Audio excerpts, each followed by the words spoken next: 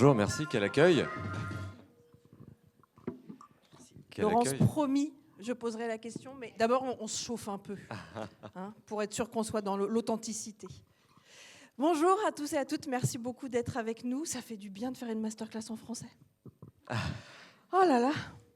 Could you talk in English, please, because No. I don't understand you. On va commencer par le commencement, Maxime. Est-ce que vous pouvez nous dire à quel âge vous vous êtes rendu compte que l'imagination, c'était important dans votre vie, même enfant? Enfant, en l'occurrence, ça s'est fait en plusieurs temps, mais c'est-à-dire que moi j'aimais lire et j'aimais regarder des films. Alors à l'époque, quand j'étais gamin, il n'y avait pas beaucoup de séries comme on peut en avoir aujourd'hui. C'était plutôt des séries, les séries du week-end. Ceux de ma génération ont connu ça, L'homme qui tombe à pic, etc., l'agence touriste. C'était un autre type de divertissement que je suivais, mais qui était moins ma came que les films, que j'adorais beaucoup. Regarder au ciné et à la télé, et à travers la littérature et l'image, je me suis rendu compte que tout ce qui était du divertissement qui me permettait de me sortir de mon quotidien, de partir dans l'imagination des autres en l'occurrence, me faisait un bien fou, que j'adorais ça. Et à peu près à la même époque, vers 11, 12, 13 ans, j'ai vraiment découvert le bonheur de la lecture à travers Le Seigneur des Anneaux de Tolkien. Puis Stephen King, un autre registre, Lovecraft et compagnie. Et je pense qu'on reparlera d'eux tout à l'heure en parlant de la peur. Et en parallèle, j'allais de plus en plus au cinéma où je regardais beaucoup de films à la télé. Et j'ai découvert le jeu de rôle. Alors, ça a été autant d'éléments qui, mis les uns à côté des autres, n'ont fait que renforcer le pouvoir de l'imaginaire et de me rendre compte que l'imagination me permettait de trouver tout ce que la réalité ne m'offrait pas. C'est-à-dire que quand vous êtes un gamin, que vous vous rendez compte que dans Mark Twain, Tom Sawyer, il y a des histoires incroyables, et que le soir, quand vous faites l'école, enfin quand il m'est arrivé, alors, il y a prescription, je peux le dire, puis mes parents sont pas dans la salle, donc ça va, mais il m'est arrivé de me tirer la nuit quand mes parents dormaient pour essayer de vivre des aventures comme Tom Sawyer. Il m'est jamais rien arrivé de très passionnant, à part me faire courser par un chien ou par les gitans à côté de chez moi, parce que j'ai eu le malheur d'aller chez eux sans leur demander l'autorisation. Mais à part ça, j'ai jamais vécu vraiment de grandes aventures, j'ai pas trouvé de trésors. Et la vie était globalement, pour caricaturer les choses, assez décevante, voire très décevante au regard de ce qu'on peut trouver dans la fiction. Et c'est là que je me suis rendu compte que l'imagination était un pouvoir qui était mis à la disposition de tout le monde, que ce n'était pas une question d'argent, d'autorisation, de quoi que ce soit. C'était simplement, on a le droit chacun d'imaginer, d'inventer, de créer, et de le faire dans la direction qui nous fait du bien, dont on a besoin. Et moi, je trouvais des réponses dans la réalité, et plus je m'en inventais à travers la fiction, donc en lisant, et puis à un moment, j'ai voulu être proactif, et je me suis mis à écrire. Justement, c'était quoi la première histoire? Ça parlait de quoi? Du chien qui pousse quand on fugue? J'ai eu plusieurs étapes dans l'écriture, parce que je crois que c'est rarement d'un coup, enfin, en tout cas pas chez moi. J'ai eu première expérience, j'ai une grand-mère incroyable qui a pris sa retraite un beau jour, qui avait donné toute sa vie à ses enfants et qui n'était jamais sorti du périmètre de sa petite ville de banlieue parisienne, et qui, à 65 ans, a pris sa retraite et a dit « Maintenant, je vais un peu penser à ma gueule et je vais voyager ». Elle n'avait jamais voyagé de sa vie, mis à part les fois où son ex-mari avait pu l'emmener pour son métier à lui.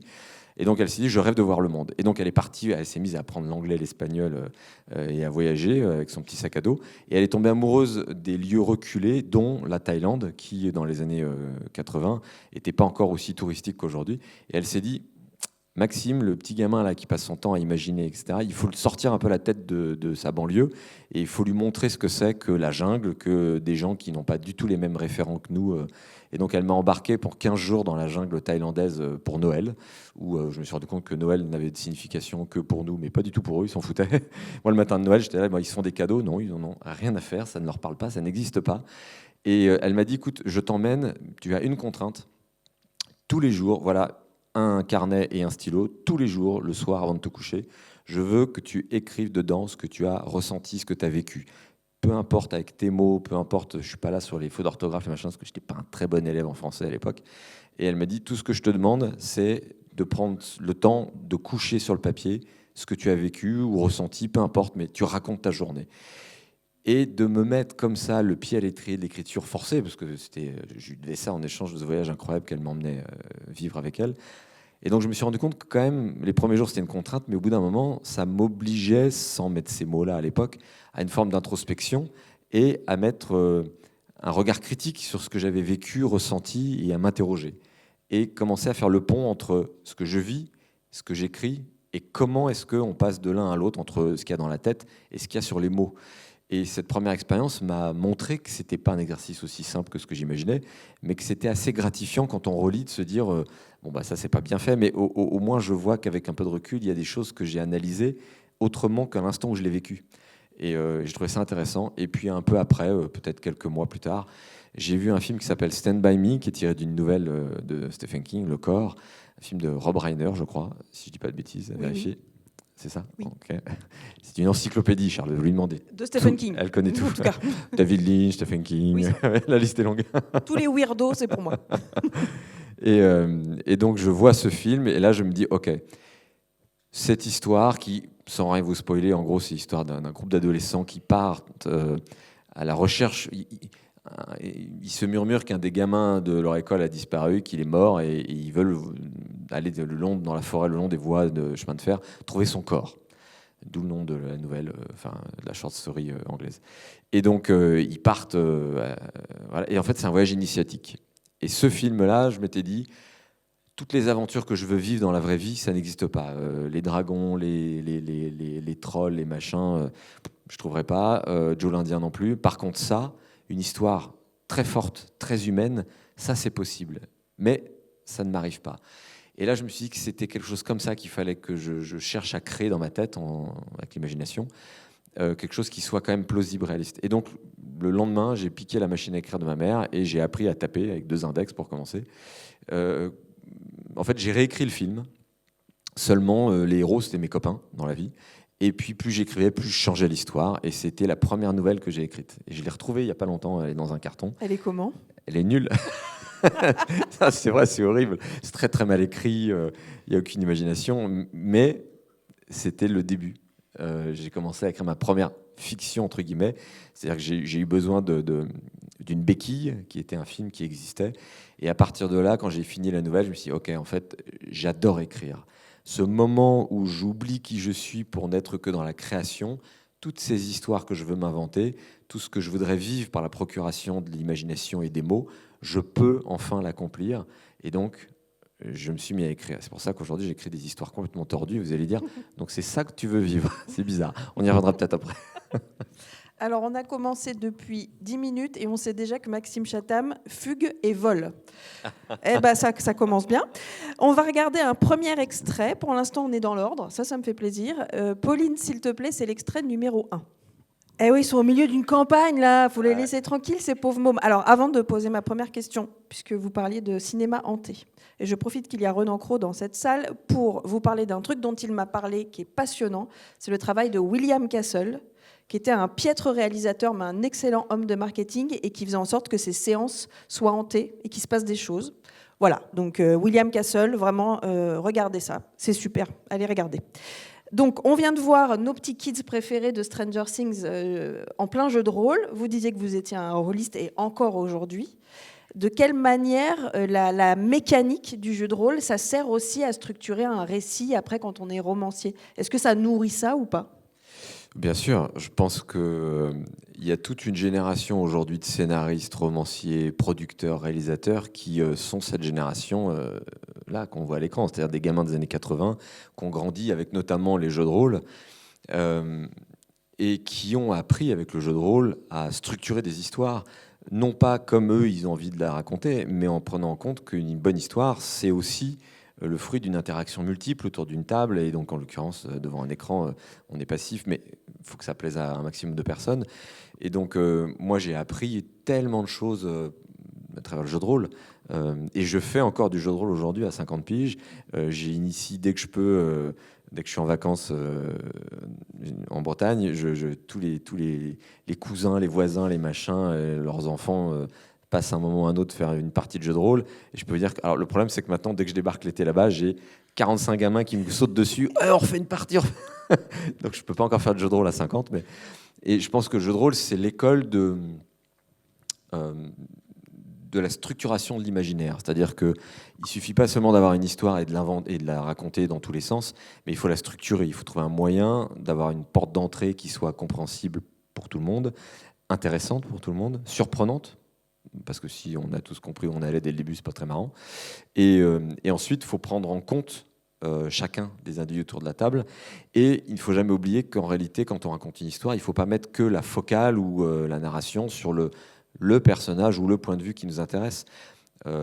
J'ai un copain, Christian Lehmann, qui est également romancier, qui un jour, il y a 20 ans, me racontait, me disait, il donnait son point de vue sur le jeu de rôle, et il a raison, il dit, quand tes joueurs rentrent dans une auberge après une grande aventure, etc., et qu'ils commandent une shopping ou je sais pas quoi avant de se mettre au coin du feu, bon, les 3 quarts du temps, l'aubergiste, il est insignifiant. Mais si, quand ils rentrent, tu leur décris cet aubergiste comme étant quelqu'un qui les écoute, mais qui n'a pas l'air d'être très intéressé par ce qu'il raconte, parce qu'il passe son temps à regarder par-dessus son épaule vers la porte entrouverte qui est derrière le comptoir, et on voit qu'il y a l'interstice d'une autre cheminée plus tamisée, qu'on entend quelqu'un qui tousse un peu étouffé, et qu'à chaque fois qu'il y a un toussement, l'aubergiste se retourne très, très préoccupé. Il ne suffit pas à rajouter grand-chose de plus pour que d'un coup, les joueurs qui étaient concentrés sur leur truc se disent « Ah, ce mec vit soit un drame, peut-être que c'est sa femme qui est très malade, son enfant, etc. Ou en tout cas, peut-être que c'est le début d'une aventure, c'est une piste qu'on nous lance, peut-être que ça n'a... Voilà, on ne sait pas, c'est juste que c'est un peu d'humanité en fait. Et le maître du jeu lui-même, quand il invente, quand il improvise ce truc-là, c'est juste pour mettre de l'humanité dans un moment, dans une scène, et c'est une improvisation, il ne sait même pas ce qu'il va en faire, et 99% du temps, les joueurs vont passer dessus, s'en foutent. Mais s'il y en a un qui, à un moment, pendant que tout le monde discute, fait le grand plan pour aller dans le donjon, affronter le démon Gorgon qu'on vient de voir dans la série, et qu'il y a un des joueurs, à un moment, qui se dit « Je me lève et quand même, je vais voir l'aubergiste, là, je suis intrigué par ce qu'il a vécu et tout ». Et ben ça ouvre des moments parfois humains très très forts, des vraies grandes interactions humaines qui n'étaient pas prévues dans le scénario et qui donnent finalement tout le sel à la partie. Et à la fin, quelques mois, quelques années plus tard, quand on se souvient de cette partie ce soir-là, on va se souvenir du grand combat final face au démon Gorgon, ok, super. Mais il y aura toujours un moment où quelqu'un va dire « Ah, moi, cette scène, un moment où tu as été voir l'aubergiste et qui s'est confié avec sa fille qui était très malade derrière et que tu l'as sauvée grâce à tes pouvoirs et tout, cette scène qui était très forte au coin du feu, comme ça, avec la bougie qui allait s'éteindre, comme si c'était la symbolique de la vie de la gamine qui s'éteignait et que tu as réussi à réanimer le truc, avec cette musique qui était derrière, c'était très fort, j'ai encore des souvenirs, j'en ai la chair de poule. Bah, ce truc-là n'était pas prévu. Et c'est ça la force d'un bon bouquin, d'une bonne série, c'est ce sentiment de voir quelque chose où on a l'impression d'être témoin de quelque chose qui n'était pas prévu et qui est encore plus fort que la narration qui, elle, est plus attendue, qui est l'objectif premier de ce que vous êtes en train de voir dans la série ou dans le film ou dans le roman. Voilà, moi, le jeu de rôle m'a appris ça en grande partie. Est-ce qu'il y a une série ou un film, mais bon, une série c'est bien, bon, un film c'est ok, qui peut aussi servir pour les aspirants auteurs, autrices, un exemple de structure, un film ou une série où vous dites, bah là, moi c'est ça que j'aime, c'est ça que je fais quand j'écris, ça me ressemble, tous les tiroirs sont pleins, enfin voilà, c'est ça que j'aime. En fait, il y a autant de séries, je pourrais citer autant d'exemples selon le type de travail que vous voulez accomplir, obtenir, c'est-à-dire que une série comme par exemple The Wire, qui est une série incroyable, enfin pour ceux qui aiment ce type de série, elle est fabuleuse, mais ça peut être à la fois un exemple ou un contre-exemple en fonction de ce qu'on veut obtenir. Si c'est ce que vous voulez, c'est quelque chose d'extrêmement resserré, très tendu, avec un maximum de suspense, où en gros vous allez captiver votre lecteur ou votre téléspectateur et faire en sorte qu'il ne puisse pas, qu'il y ait une tension permanente, qu'il ne puisse pas relâcher et qu'il soit finalement que c'est sa curiosité qui le pousse à regarder. The Wire est un mauvais exemple puisque The Wire est un faux rythme, on prend le temps, surtout si on prend l'intégralité des 5 saisons. En revanche, si ce que vous voulez c'est rentrer dans le détail d'un portrait très global de quelque chose de précis, pointu, en disant mais j'ai plein d'angles différents, c'est un gros boulot complexe, très intellectuel, comment je vais faire pour le noyer dans une narration divertissante. The Wire est un très bon exemple de, regarde, 5 saisons, 5 angles différents, les flics, la corruption, la politique, les journalistes, etc. Chaque angle est un axe très intéressant, travaillé, qui, à la fin, te fait le portrait global du vrai héros de cette série, qui ne sont aucun des personnages, mais la ville, donc la société de cette époque, etc. À l'inverse, une série comme The Shield, par exemple, qui est une série que j'aime bien, qui n'est pas toute récente, mais est une série très prenante sur... ok, c'est attendu, c'est convenu, donc c'est une série avec des flics. Donc les héros, c'est des flics.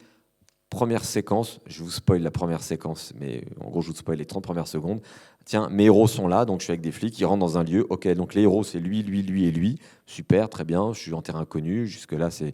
Et puis subitement, un des 4 héros se tourne vers un des autres héros et lui tire une balle dans la tête. Et là, on se dit, alors attends, mon héros qui est un flic vient de buter un autre héros qui était un flic. Donc en fait, on est en train de me dire que finalement, c'est une série sur des anti-héros, c'est ça? Je ne m'attendais pas à ça. Donc ça aussi, c'est un choix, c'est de narration, etc. Dernier exemple, parce que sinon je peux vous en faire 500 000. Une série qui, alors là, je vais pas me faire que des amis dans la salle, j'imagine, mais qui pour moi est une série que je ne supporte plus maintenant, c'est Lost. Typiquement, la série qui vous prend, qui vous retourne, vous êtes devant, vous voulez savoir. Et là, c'est une série concept de scénariste, entre guillemets. Et j'insiste de scénariste que pour moi, même si depuis ils ont fait leurs preuves et que je suis personne pour les critiquer, mais je vais quand même le faire, c'est une série de scénaristes qui en réalité se foutent de la gueule du monde pour moi. C'est-à-dire que c'est quoi la narration la plus forte qu'on peut obtenir dans la scène d'après pour que les gens soient complètement accrochés, addicts et qu'ils veuillent absolument voir la suite. Ok, c'est ça, c'est ça, c'est ça. Et à la fin de l'épisode, le truc le plus catchy possible, c'est ça. Super. Et à un moment, il y a peut-être un mec qui a dû faire, ok, les gars, juste un truc. Bon, ça marche, c'est hyper efficace. Mais comment on va le justifier? C'est quoi le fin mot de l'histoire? T'inquiète, on s'en fout. Et c'est exactement ça. Lost, pour moi, c'est la série où les mecs disent surenchère de surenchère narrative. Comme ça, les gens vont être accros devant le truc. On n'en a rien à foutre de comment on va le justifier à la fin, parce que soit, de toute façon, la série, elle ne sera pas financée jusqu'au bout, comme ça, on ne va pas se faire chier pour trouver des réponses.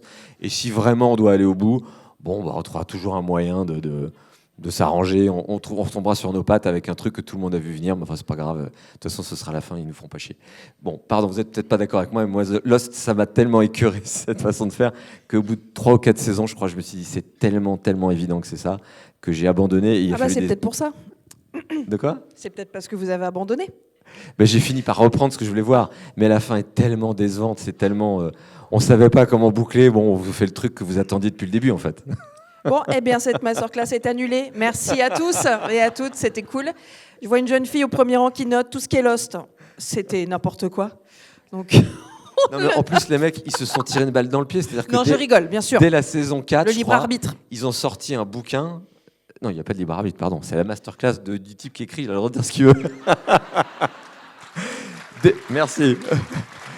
Non, mais je termine parce que... Non, mais bien sûr. Bah, au point où on en est. Dès la saison 4, ils sortent un bouquin qui est censé révéler des trucs. Et en fait, dans le bouquin, il n'y a rien. Mais si vous regardez bien le titre, qui ne veut pas dire grand-chose, c'est l'anagramme de Purgatory. Et là, vous dites, bon, a priori, si c'est ça, c'est-à-dire que dès maintenant, ils nous disent que s'ils ne savent pas comment boucler, ils boucleront comme ça. Du gâchis. Damon Lindelof, on t'aime. Je l'ai mise de très mauvaise humeur pour la fin de la journée. Oh la vache. Bon, il est tôt encore là. C'est pas... Bon, bref. Alors, votre mamie, on va parler de trucs sympas. Votre mamie vous a donné envie d'écrire et ma mamie m'a initiée à Stephen King quand j'avais 13 ans. Et c'est la meilleure découverte de mon existence. Donc on va parler un petit peu de Stephen King. Et je me souviens que quand il est venu à Paris, au Rex, il y a quelques années pour Dr. Sleep, vous étiez là. Vous sur scène à côté de lui, moi tout en haut, je voyais rien. J'avais pas mes lunettes. Mais bon, on y était tous les deux. Qu'est-ce qu'il représente pour vous? C'est quoi les romans qui vous ont agrippé à son écriture? Qu'est-ce que ça représente dans votre cœur, Stephen King? Beaucoup de choses. D'abord, il y a eu Tolkien, Le Seigneur des Anneaux, mais ensuite, il y a eu Stephen King. C'est-à-dire King, pour le coup, là, j'ai lu tout ce que je pouvais, tout ce qui me tombait dans les mains. Et King, c'était le réalisme, parce que Le Seigneur des Anneaux, bon, globalement, il y a peu de chances que ça m'arrive demain en sortant de chez moi de vivre un truc comme ça. On ne croise pas des gobelins et des orques tous les jours, et des Nazgûl. En revanche, Stephen King, c'est quand même le quotidien qui bascule dans l'horreur. Et c'est pas toujours fantastique avec King, ça l'est beaucoup, mais la force de King, c'est de faire en sorte qu'on se retrouve tellement dans l'humanité des personnages qu'au bout d'un moment, en fait, on croit tellement en eux, en leurs émotions, qu'on ne questionne plus le récit quand il bascule dans le fantastique, puisqu'en fait, on est avec les émotions des personnages.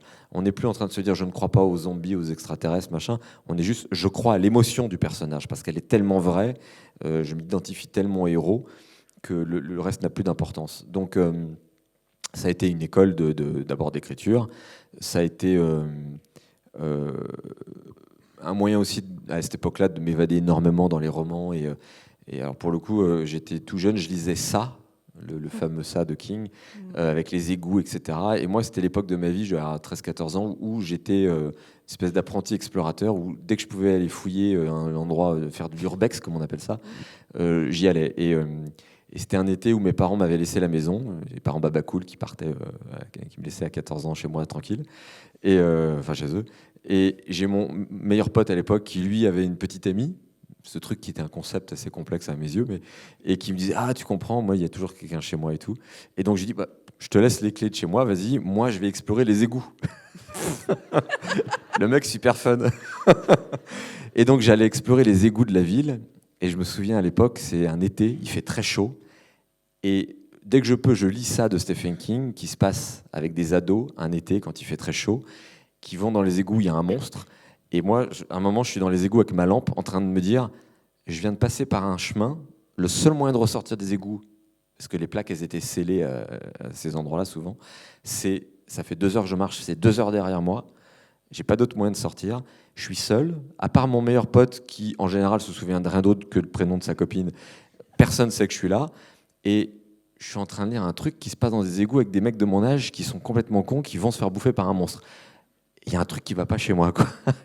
Et à ce moment-là, je commence à me faire peur. Et bien sûr, la vie étant bien faite, au même moment, j'entends au loin, dans ce long tunnel d'égout, dans le noir, avec, imaginez une petite lampe qui porte à 10 mètres max, j'entends très loin devant moi, je me dis, c'est quoi ce bruit? Et d'un coup, le truc se rapproche. Il y a un truc gros qui vient vers moi. J'ai 2 heures de route derrière moi pour sortir. J'ai juste ma lampe, c'est très étroit, je ne peux pas me planquer. Bon, bah, techniquement, là, je suis mort. Et je guette avec ma lampe, comme ça, en mode, bon, bah, faire face, quoi. Et ce truc qui se rapproche de plus en plus. Et subitement, au moment où le truc est sur moi, j'entends, il n'y a rien. Et je lève la tête. Et il y avait des échelles là, qui montaient. Et en haut, il y avait une plaque. Et je réalise que je suis passé sous une route où, en fait, quand les voitures passent, les roues sur les plaques font une compression d'air. Et ça fait une espèce de bruit étrange. Un peu comme Dark Vador quand il joue avec la force. Et là, je me dis, bon, je me suis fait peur. J'ai beaucoup d'imagination. Je suis très con. Je ne devrais pas être là. Donc, je vais ressortir. Mais il y a un truc quand même un peu dingue dans la vraie vie qui est ça. C'est-à-dire d'être capable de se faire vraiment peur avec rien du tout. Et donc je suis rentré et je me suis mis à écrire une histoire qui faisait peur dans les égouts. Et donc voilà, donc King, c'est un peu tout ça, quoi. C'est aussi son amplitude dans l'écriture, c'est-à-dire un type qui est capable de faire des romans extrêmement réalistes, dramatiques, Dolores Claiborne, par exemple, et puis des romans très très très fantastiques, d'horreur, ça, Shining, etc. Des romans très presque fantasy. Très très développé, La Tour Sombre, cette saga-là, ou même des bouquins pour enfants, Les Yeux du Dragon, qui est une histoire que je lisais à mes enfants le soir. J'ai fait ça avec j'ai une petite sœur, un petit frère qui sont beaucoup beaucoup plus jeunes que moi, et quand j'étais gamin, je leur lisais Les Yeux du Dragon pour les endormir le soir. Bon, ils étaient peut-être un peu jeunes et aujourd'hui ils disent que je les ai traumatisés, mais du coup je refais pareil avec mes enfants, bien sûr. Et voilà, et d'ailleurs c'est le King que j'ai fait dédicacer, c'est celui-là. Parce que pour moi, c'est un bouquin qui est tellement atypique dans sa bibliographie. Et donc, c'est cette amplitude-là chez King qui m'a montré qu'un auteur ne devait pas se brider et s'autoriser à écrire tout ce qu'il avait en lui. Et donc, quand j'ai eu du succès avec des romans policiers, un jour, j'ai été voir mon éditeur en lui disant, bon, mon prochain bouquin, c'est pas un thriller, c'est de la fantaisie. Alors, il m'a dit, non, t'es fou, tu peux pas faire ça, c'est un suicide professionnel. C'est-à-dire que la fantaisie, c'est 5-6 000 exemplaires maximum sur un grand format. Et je dis oui, mais c'est ce que j'ai envie d'écrire. J'ai besoin d'écrire ce bouquin-là et donc j'ai besoin de le faire. Donc il m'a dit bon, ok, mais on va faire un autre contrat. Parce que donc je lui ai dit bon, il y en aura 3. Et puis j'ai commencé à écrire le premier bouquin d'Autre Monde et j'ai rappelé l'éditeur en disant bon, le contrat, il y en aura 7 en fait, des livres. Donc là, ils ont fait une crise cardiaque, ils sont décédés. Et puis finalement, j'ai fait ça. Et puis plus tard, j'ai refait des thrillers. Et puis après, j'ai refait des bouquins très différents. Et c'est ça King pour moi la leçon. C'est d'abord essayer dans quelque chose de très vrai dans les personnages, qu'on s'attache à eux, mais ensuite de ne jamais s'interdire, de considérer, surtout quand on a la chance d'avoir du succès, que le succès doit surtout pas être une prison, pas se dire j'ai eu du succès donc je veux surtout pas que ça s'arrête et je vais être encore plus je sais pas reconnu, connu ou riche ou je sais pas quoi, et donc je m'enferme dans le succès. Non, au contraire, se dire puisque j'ai eu ça, je peux considérer que je me suis mis, voilà, j'ai réussi ce que je voulais et je me suis mis à l'abri. Donc maintenant, je dois servir du succès pour être libre de faire ce que je veux. Et King, c'est une leçon de ça, c'est-à-dire il va dans des directions très différentes, il s'en fout, il se pose pas la question. Donc je n'ai aucune prétention de me comparer à lui d'aucune manière, mais dans cette leçon que moi j'en ai tirée en tant que romancier et humain, voilà, j'ai gardé ça en tête. On l'adore. Hein. King et Maxime Chatham, évidemment, on les adore. C'est ça que je voulais dire. Oh elle est pas revancharde, parce qu'après Lost... Alors, après Lost, et surtout tout à l'heure, vous vous souvenez, quand j'ai dit on est dans l'ordre, c'est cool, eh ben on l'est plus. Voilà. Donc, les égouts, on va regarder l'extrait numéro 7, s'il te plaît, Pauline. Le champ B associé perpendiculaire, évidemment. Alors, les tunnels, les égouts, les andros, les ados ne doivent surtout pas se rendre. Là, vous venez de voir un extrait de l'adaptation en série du roman Le Signal de Maxime. Dans quelle mesure, parfois, les personnages racontent quelque chose que vous avez vécu ? Ah oui, ça arrive souvent, ouais. Mais en fait, je triche toujours avec la réalité, parce que moi, ce truc que je vous racontais dans les égouts, là, je ne l'ai jamais raconté tel quel, mais en revanche, je m'en suis servi pour raconter des trucs un peu plus riches, avec plus de péripéties, puis ça se finit en général souvent pas très bien d'ailleurs.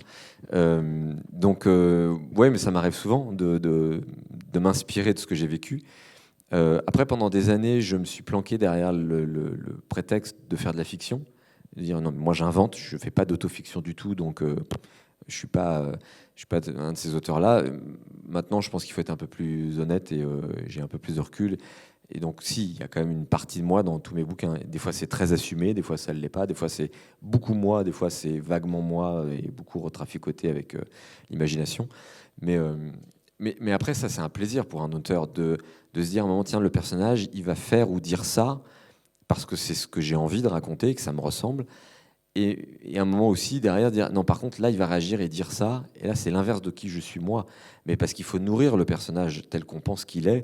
Sinon, un auteur va faire tout le temps la même chose. C'est-à-dire que ce sera toujours les mêmes héros, les mêmes façons de penser, etc. S'il est trop fidèle à ce qu'il est lui-même, à moins d'être schizophrénique, un auteur, s'il se raconte dans 30 bouquins, ça sera 30 fois la même chose. Donc, j'aime bien me mélanger, en fait. D'ailleurs, vous avez beaucoup de personnages féminins au premier plan. Ouais, je sais pas pourquoi, j'ai jamais compris pourquoi, je me suis pas trop interrogé non plus là-dessus, mais moi je le fais.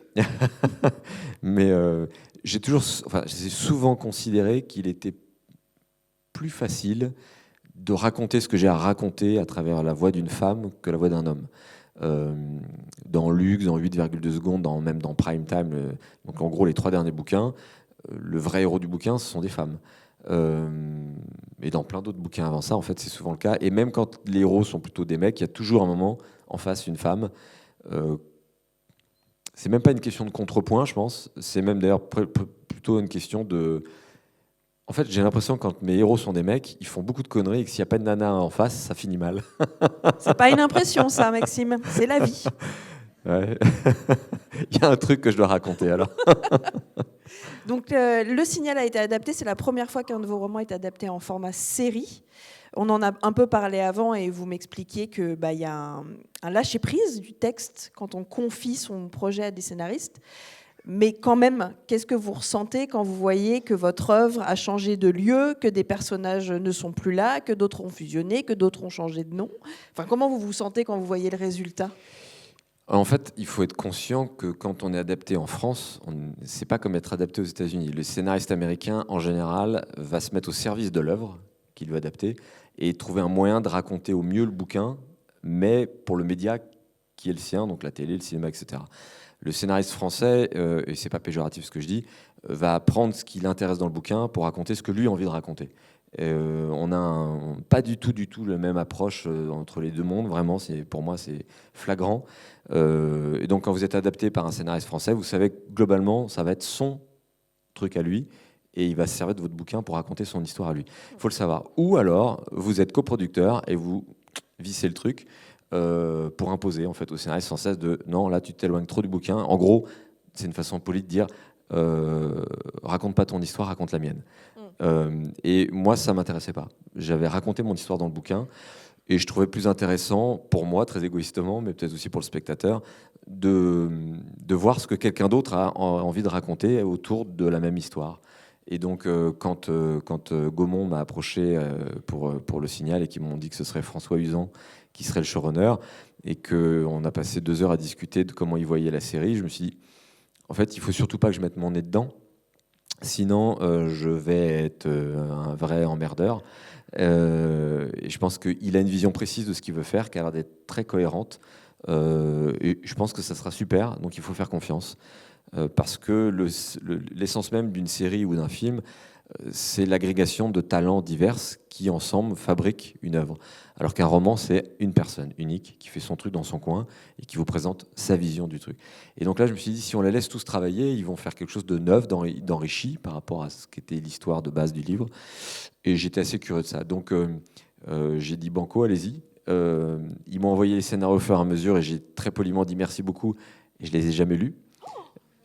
Voleur, fugueur, menteur. Oh, waouh. Et j'ai quand même été sur le tournage. Là, j'ai été un bon menteur, je pense, parce que j'ai été sur le tournage, parce que j'aurais dit, le seul truc, c'est, si vous faites la série, trouver un moyen de me faire une apparition, mais butez-moi. Faut tuer le père. Ils m'ont dit, pas de problème, ça va être facile. Pas de problème, Maxime, on va te buter. Voilà. Et donc sur le tournage, je suis arrivé, on m'a dit, tu sais, c'est le moment où ton personnage fait ça dans la série et tout. J'étais là, oui, j'avais aucune idée de quoi il parlait. Mais bon, je savais que j'avais 3 trucs à dire et il fallait que je meure après dans une baignoire. C'était pas très compliqué, j'avais pas besoin de connaître. Il n'y a pas toute une étude du personnage et de l'histoire à faire. Donc j'ai rien dit et en fait, j'ai découvert la série comme tout le monde. Donc je trouve que c'est plus marrant que de vouloir mettre son nez dedans, parce que soit vous le faites complètement, vous mettez votre nez dedans, mais vous êtes coproducteur pour pouvoir avoir des moyens d'appuyer dans une direction ou dans une autre, soit vous laissez faire en fait. Sinon il n'y a rien de pire, d'être dans une espèce de truc hybride qui va vouloir sans cesse contraindre pour que ça ressemble à son truc. Il y a une vision très, je sais pas très agréable, je trouve, pour tout le monde. Donc non, pour le coup, j'ai préféré complètement laisser faire. Et aujourd'hui, sur d'autres de mes bouquins, on travaille sur des adaptations. Là, pour le coup, je suis coproducteur, mais avec encore une vision différente, un peu plus hybride, où je me dis, il ne faut pas chercher à raconter le bouquin tel qu'il est. Il y a des scénaristes qui sont arrivés, qui ont envie de raconter les choses autrement.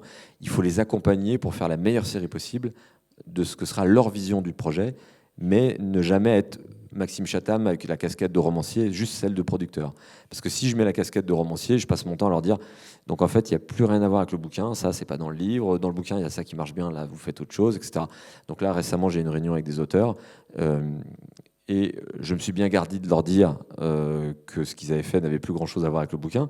Je me suis juste dit, comment on fait en sorte de les accompagner pour que ce qu'ils racontent soit le mieux possible, le plus narratif, le plus intriguant, le passionnant, etc. Tout en gardant quand même 2-3 éléments du bouquin dans ce que ça racontait au final, pour qu'on comprenne, qu'on dise aux gens, s'il y a le même titre, c'est quand même parce qu'il y a un lien, quoi. Faut pas non plus être mensonger. Donc voilà. Alors la série, elle est dispo sur Novo 19 en ligne, et tout à l'heure à 18h30. On va vous présenter, enfin Maxime surtout va vous présenter le pilote de la série dans le wagon SNCF qui est quai 9, je crois, à Lille-Flandre. Voilà, ça vous le notez. Alors, on va regarder un nouvel extrait. Bon, là maintenant c'est l'anarchie totale dans mes extraits. C'est pas grave. Pauline, est-ce que tu peux lancer s'il te plaît l'extrait 3 ?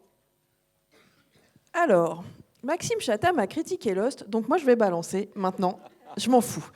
Quand on a préparé cette interview, Maxime m'expliquait que c'était le film qui lui avait fait le plus peur, Alien, et que quand il a vu le film pour la première fois, la scène où Ripley décide d'aller chercher la petite fille, Maxime a dit « Non, non, c'est bon, on s'en fout de la petite fille, laisse-la crever, on se barre de là. » Ça, c'est dit. Voilà, ça, c'est pour Lost. Allez, hop. Et ben, pourquoi Alien ? Pourquoi c'est ce film-là, plus qu'un autre, qui vous a marqué, terrorisé J'étais jeune, trop jeune, je pense, pour voir ce film.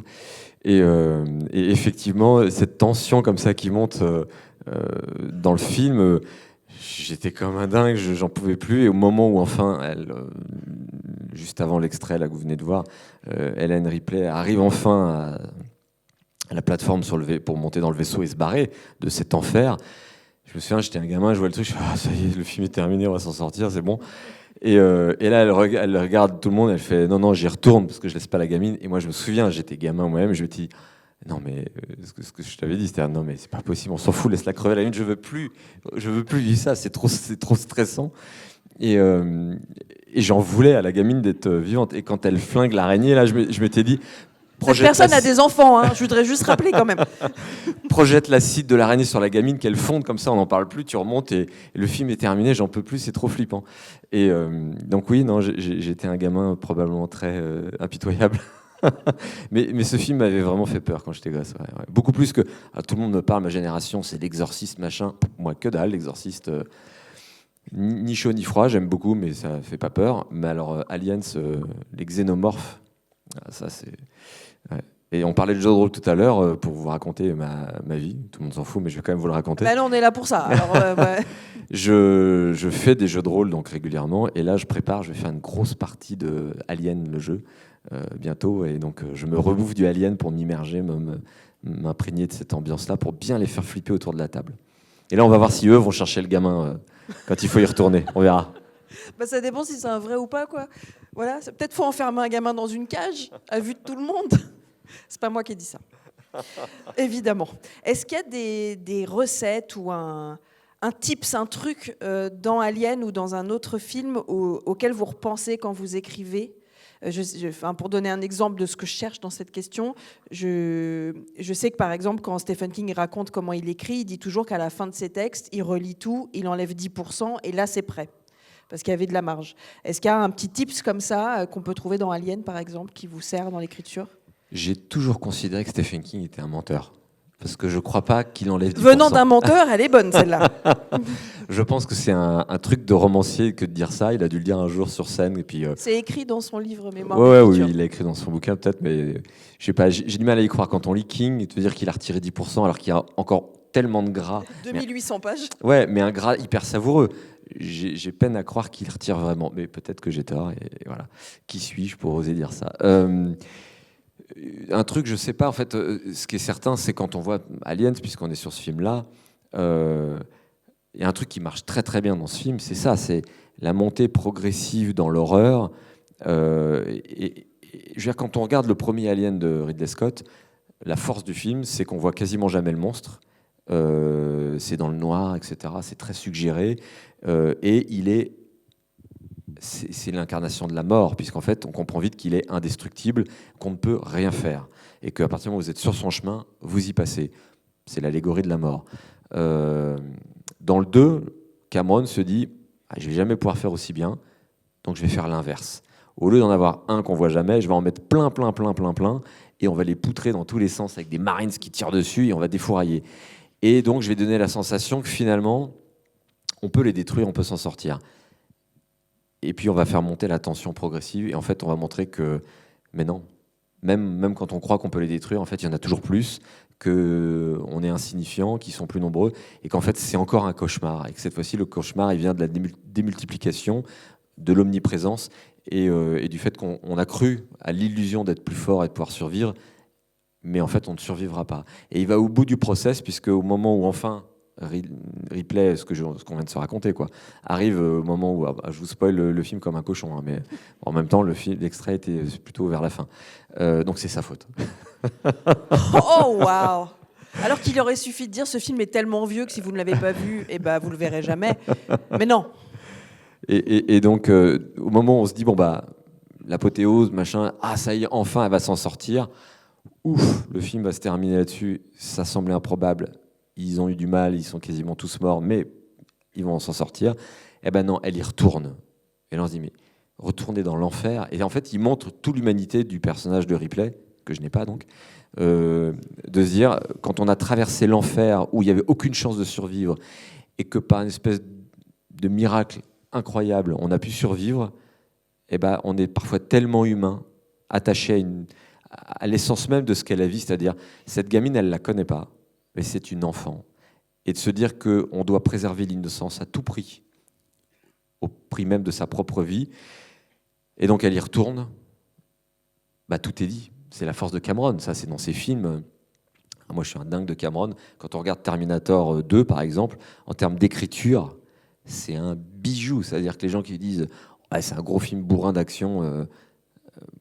C'est pas que ça en fait. C'est en termes d'écriture, si vous faites une analyse du scénario de Terminator 2, c'est une masterclass absolue. Je veux dire, on fait rarement aussi réussi du début à la fin. Il n'y a rien de raté. Avec cette scène dans l'hôpital psychiatrique où on se rend compte de tout. C'est-à-dire que quand même la force du mec qui vous fait tout un film Terminator qui cartonne dans le monde où en gros on montre que Schwarzenegger c'est un méchant indestructible, un robot et tout. Et dans le 2, il vous le remet. Le retour du robot indestructible. Et donc la fille qui a survécu au premier, je vous spoil aussi le premier, tant pis pour vous. Donc vieux film, fallait l'avoir vu. Aucun respect dans cette... Mais zéro. Et donc, à un moment, cette scène clé où elle est face à son cauchemar, et de voir qu'on inverse tout, et la façon dont c'est filmé, la façon dont on raconte le truc, que celui qui est censé être le garant de la société, le flic, etc., est en fait le méchant. En fait, il inverse tous les codes. Et il le fait d'une façon où même dans la caméra, les plans, le choix des champs contre champs avec la barrière et tout, c'est d'un brio. Enfin, c'est... Ok, génie. Génie, allez. Eh ben, en parlant de génie, on va regarder l'extrait 5, parce que c'est mon génie à moi. Ça, c'est du Lynch.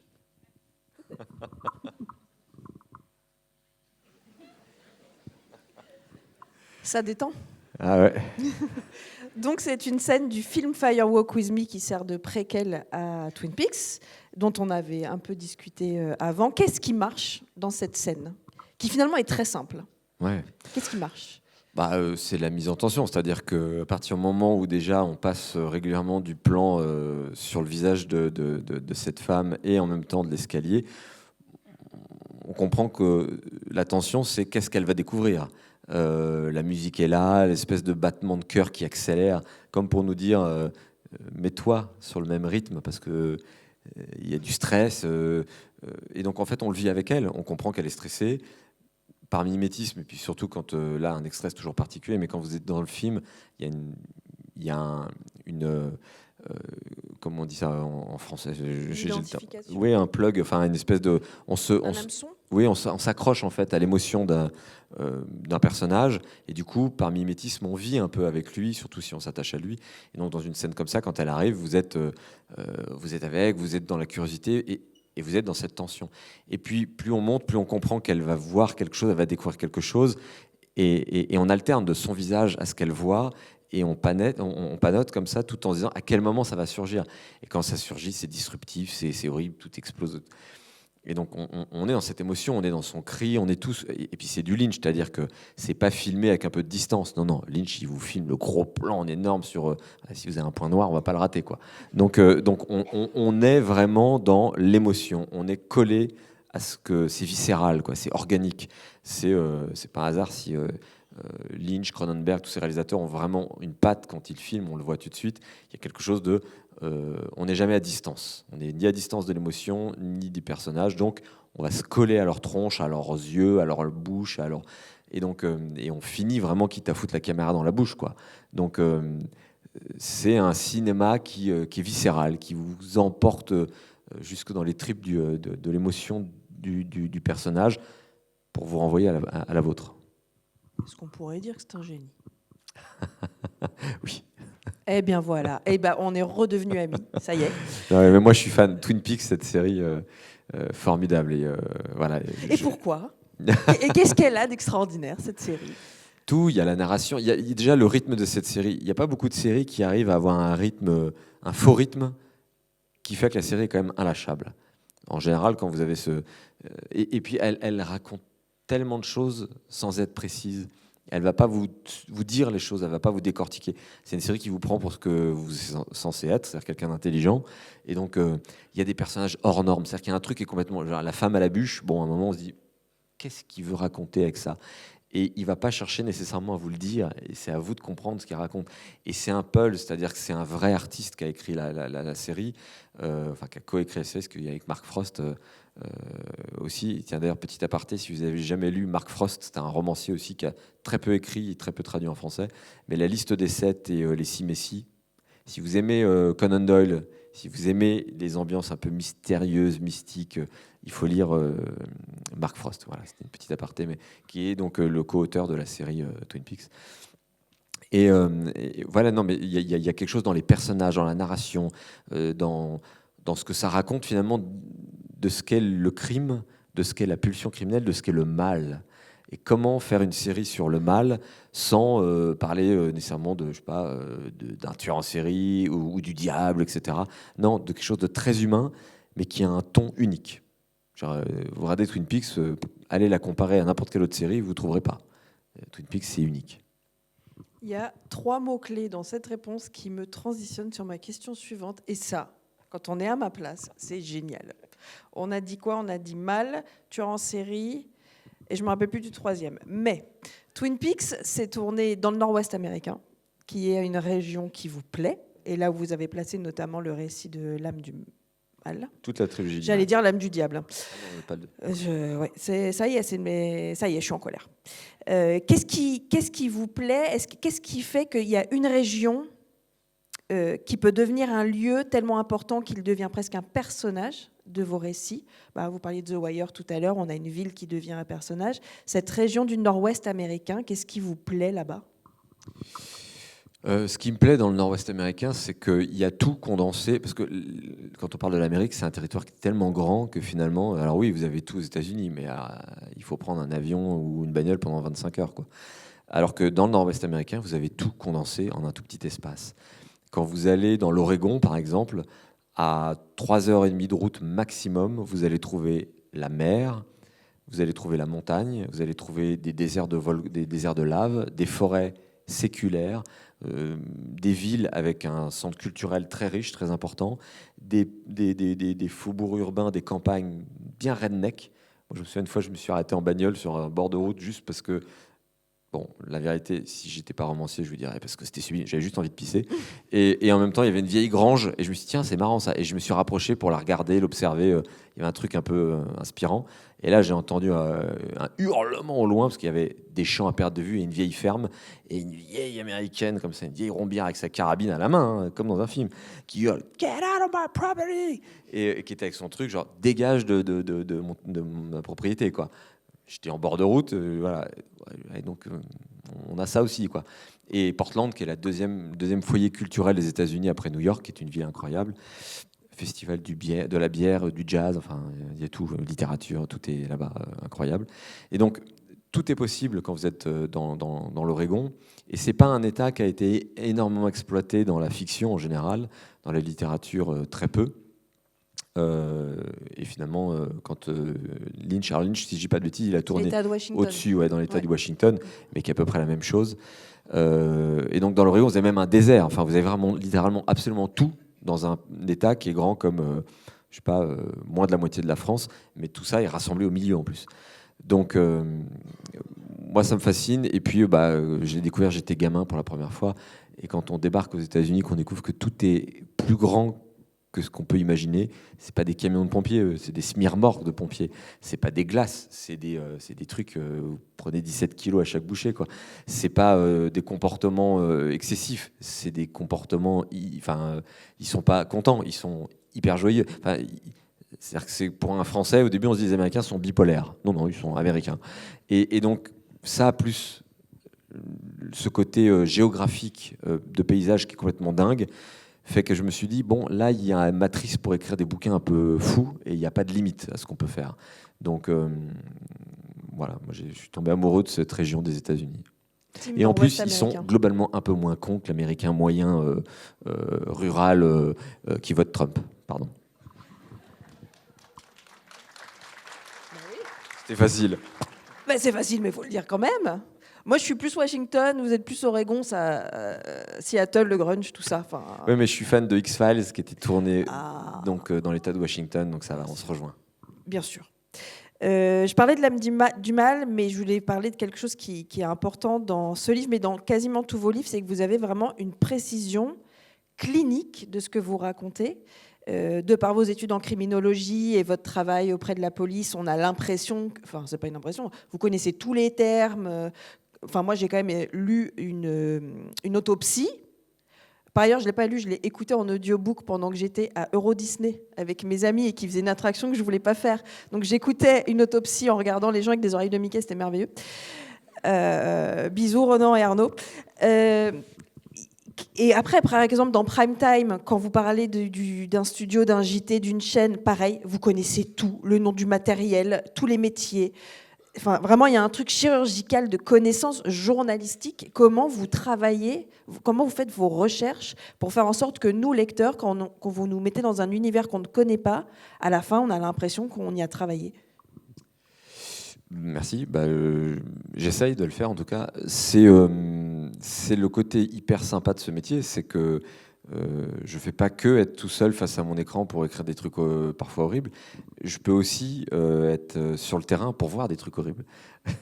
Donc, en fait, quand j'ai un sujet de bouquin en tête, avoir des idées, c'est mon métier. Non, je ferais autre chose. Donc, des idées, j'en ai plein et j'ai pas le temps d'écrire 50 bouquins par an. Donc, je sais que c'est une idée qui va me permettre de faire un bouquin qui m'intéresse quand je sais pourquoi je vais traiter cette idée-là. Une fois que l'idée a le pourquoi, en général, je sais que je suis dans une direction qui m'intéresse. Et donc, je creuse la partie documentation qui est sous quel angle, à travers quel type de personnage, quel type d'univers, de milieu, voilà. Et ce que je fais, je me documente. Aujourd'hui, avec Internet, c'est quand même très pratique de dégrossir un peu le travail. Parce que l'idée, c'est de ne pas faire perdre du temps aux gens qui vous donnent de leur temps pour vous recevoir. Donc, je me documente en amont. Et une fois que j'ai le sentiment d'avoir une petite vision un peu précise, je vais sur le terrain, je rencontre des gens dans ces métiers, je me pose. J'essaye d'être dans le général discret et d'être observateur. J'observe, je prends plein de questions, je note plein de questions, et puis dès que je peux, je leur pose voilà, toutes. Mais parfois, il ne faut pas beaucoup de temps. Le JT, j'y ai passé une journée. Ah bon ? Oui, ça suffit parce que d'abord, je me suis documenté avant sur plein de choses, de comment ça fonctionne, etc., les postes, etc. Et ensuite, j'ai été voir concrètement à quoi ça ressemblait. Et j'y ai passé une journée pour les observer, parce que l'idée, c'est d'être fidèle à la réalité, mais de ne pas raconter la réalité, de raconter l'histoire que moi j'ai à raconter, mais en me servant de la réalité pour que ce soit crédible. Et donc, il ne faut pas toujours beaucoup de temps. Après, par exemple, avec les flics, c'est plus compliqué, parce que ça m'arrive de passer plus de temps, notamment dans l'Oregon. Je suis parti une fois 1 mois et demi en immersion complète avec des flics pour avoir une vision complète de tout ce qu'ils peuvent faire à tous les niveaux. Et c'est marrant parce que d'ailleurs, les Américains, autant vous débarquez aux États-Unis en expliquant que vous voulez écrire un roman et que vous avez besoin de vous documenter, ils ne cherchent même pas à savoir qui vous êtes, ils s'en foutent. Ils se disent, nous, on est un service public, donc on doit de la transparence. Donc tu signes une décharge grosse comme ça pour dire quoi qu'il t'arrive, si tu te fais flinguer, c'est de ta faute, pas de la nôtre. Et après, tu viens avec nous, il n'y a pas de problème. Alors qu'en France, c'est beaucoup plus compliqué d'aller passer, si vous dites au service de police, je viens envie de passer 15 jours non-stop avec vous, avec tous vos services en immersion complète, ils vont vous demander, mais qui, comment, pourquoi, qu'est-ce que t'es, est-ce qu'on est autorisé par la hiérarchie et tout.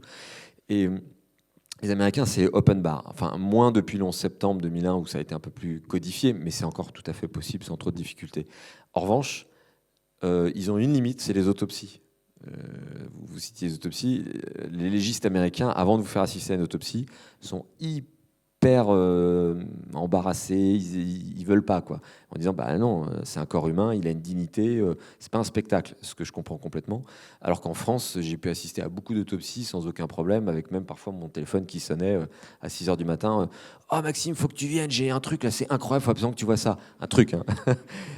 C'était pas irrespectueux, parce qu'après, pendant l'autopsie, le médecin en question est extrêmement... mais à l'oral, il a une espèce de distance avec c'est leur quotidien. Avec son travail. Ils sont obligés de se protéger aussi avec ce genre de distance. Lui, c'est sa façon de faire, en l'occurrence. Mais voilà, donc ils ont un rapport qui est quand même très américain. C'est-à-dire qu'il y a des trucs sur lesquels c'est open bar, et des trucs c'est très carré. Non, ça, on fait pas. Donc voilà, donc c'est une question d'immersion, c'est passer du temps. Et moi, je pense que c'est ma marque de fabrique. Enfin, c'est comme ça que je procède, parce que c'est ce qui m'intéresse quand j'écris notamment un roman policier. C'est d'être très précis, très réaliste dans ce que je raconte, pour que du coup, tout ce que j'invente derrière soit crédible. C'est-à-dire que si je vous raconte vraiment comment travaille le GIGN, une unité de la force d'intervention du GIGN et la cellule nationale de négociation, parce que je vais être très proche de la réalité, et comment c'est les arcanes, les coulisses du JT de 20h sur une grande chaîne nationale. Derrière, quand je vais vous raconter tout un truc que j'invente sur le profil psychologique du preneur d'otages, là je l'invente pour le coup. Vous allez y croire, parce qu'avant je vous ai tellement raconté des trucs réalistes on en revient à ce que je racontais tout à l'heure avec Stephen King, c'est-à-dire qu'une fois qu'on a crédibilisé toute la première partie, le reste, ça suit naturellement, en fait, on se pose plus de questions. Donc, et puis après, j'ai un rapport à la violence qui est particulier, c'est-à-dire que je ne considère pas que la violence soit fun. Ça ne m'a jamais amusé. En revanche, vu que les questions que moi je me pose et que je traite dans mes livres, qui sont notamment la fascination de la violence, pourquoi on aime se faire peur, et il y a une très bonne exposition d'ailleurs à ce sujet-là en ce moment à Lille. Paraît-il. Que Charlotte a fait. Et qui est génial, il faut que vous alliez voir au Tripostal si vous ne l'avez pas encore vu. Et donc, je trouve qu'on ne peut pas lénifier à la violence. On ne peut pas avoir un rapport un peu... C'est-à-dire que, pour moi, le truc que je ne supporte pas, et là je crois que tu vas pas m'en... Bon, on se tutoie, tu vas pas m'en vouloir, mais c'est par exemple les experts à Miami. Ah bah bien sûr, high five de loin. C'est une série qui me rend dingue. C'est-à-dire que c'est limite le mec, il a le pied sur le cadavre, il met ses lunettes de soleil en disant on va la faire cette enquête, c'est trop cool, merci mec d'être mort. Et ça, je supporte pas ça, parce que c'est pas drôle en fait la violence. Et donc moi c'est un prétexte pour raconter des histoires, et je gagne en plus ma vie en racontant ça. Mais pour autant, je suis pas. C'est-à-dire que si je vous embarque dans un récit, je vais pas faire semblant. Donc oui, ça va être dur. Je vais pas vous ménager, mais c'est le choix que vous avez fait en me disant, ou alors jetez mon bouquin à la poubelle. Enfin, filez-le à quelqu'un, c'est plus sympa. Mais je vais vous raconter la violence. Parce que si je le raconte, c'est que moi ça m'intéresse et que j'ai quelque chose à dire sur le sujet. Je vais théoriser un moment pendant 3, 4, 5, 6 pages sur ce qu'est la violence pour parler de la pulsion criminelle, pour parler de la pulsion de la violence chez l'homme, et pour finalement revenir à cette question qui m'a souvent fasciné. Est-ce que le mal existe, et si oui, qu'est-ce que c'est? Comment on peut le définir et comment on peut essayer de le décortiquer pour mieux comprendre l'être humain et la civilisation humaine? Et donc pour pouvoir théoriser de façon, je pense, concrète, il faut que je puisse me reposer sur des éléments tangibles, en tout cas que vous avez déjà vécu dans le bouquin. Et donc, je vais vous raconter la violence, etc. Et je ne vais pas vous ménager. Mais ce qui me permet derrière de théoriser de façon très concrète et d'obtenir l'objectif qui était le mien quand j'ai commencé à écrire le bouquin. Donc oui, je vais vous décrire une autopsie, mais si j'estime que c'est nécessaire dans le bouquin de la décrire, je ne vais pas me contenter de vous dire il y a un corps, on l'ouvre et on obtient telle information. Je vais vous la raconter, l'autopsie, parce que c'est un moyen de raconter la violence et de pouvoir en parler derrière. Et voilà. Et donc, les premiers légistes qui m'ont fait assister à des autopsies ont dû me prendre pour un taré, parce qu'ils m'ont tendu le truc, vous savez, qu'il faut se mettre normalement pour pas sentir l'odeur du corps. Et moi, je disais non, parce que je veux décrire ce que c'est que l'odeur. Je vais pas dire ça sent mauvais. C'est nul, c'est un travail de feignant de dire ça. Je vais décrire ce que c'est que l'odeur d'un corps qu'on ouvre. Et le mec m'a dit alors il va falloir d'abord que tu viennes plusieurs fois parce que l'odeur est pas toujours la même. Et puis ensuite, t'as un psy, sinon. Voilà, donc j'ai fait plein de bouquins pour faire une psychanalyse. C'est ce que King dit d'ailleurs. Il dit écrire m'a économisé des milliers de dollars de psychanalyse que vous avez payé finalement. Mais avec grand plaisir. Je considère que ça, c'était la réponse à la question de Laurence. On peut se dire ça. Comment une personne aussi gentille peut écrire... Bon, voilà, la réponse, elle était là. C'est quoi le mal? Une petite introspection personnelle, un questionnement existentiel. Ça va être à votre tour de poser des questions. On a des micros, me semble-t-il. Est-ce que... Oui, je vois... Oh là, d'accord. Alors, est-ce que la personne qui a les micros peut me... Je te vois. Levez la main très haut pour les questions, s'il vous plaît. Là, j'en ai devant. J'en ai là aussi. Oui, vas-y. Bonjour, merci pour cette masterclass. Alors, pour la petite histoire, je suis désolée, je suis assez d'accord avec vous sur Lost. Ah ben non, mais on va pas s'y mettre à plusieurs contre moi, là. J'ai une question. Quelles sont vos séries et vos films préférés, du coup? À part Stephen King et je ne sais plus de quoi vous avez parlé tout à l'heure, je suis désolée. Twin Peaks, je crois que vous aviez dit. Enfin, Qu'est-ce que vous aimez à part cela? Merci. Moi, je suis très bon public. Par contre, quand j'aime pas, vous avez vu, j'aime pas. Mais j'argumente. J'aime plein de trucs. Là, récemment, tout à l'heure, je parlais de The Shield. C'est une série que j'adore. C'est pas tout récent, hein, mais j'adore cette série pour plein de raisons. D'abord, la qualité d'écriture de la série, et puis cette capacité qu'elle a à être très intelligente pour vous rendre des personnages abominables, hyper sympathiques. Et à créer de l'empathie pour des monstres. Ça, c'est quand même fort. Mais plus récemment, moi je suis très bon public. Récemment, j'ai vu la saison 2 de Endor. Donc Star Wars, Disney+, le truc le plus grand public qu'on peut imaginer au monde. Et j'ai trouvé que la série était brillantissime d'écriture. Il y a peut-être 2 épisodes de trop, ça aurait été formidable en 10 au lieu de 12 ou un truc comme ça.